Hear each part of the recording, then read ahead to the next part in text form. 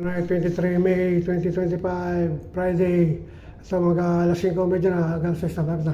Ito, inaayos ko yung linis ko yung room number 1. Number 1, ito mga naiwan, ang daming unan. Lalagay ko rito sa plastic bag, malaki.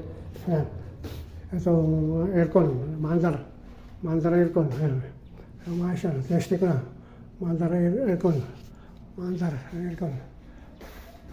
Ayan, hindi na tinanggal yung salo. Dahil sa kumakatas yung tubig ulan sa wall, makatas.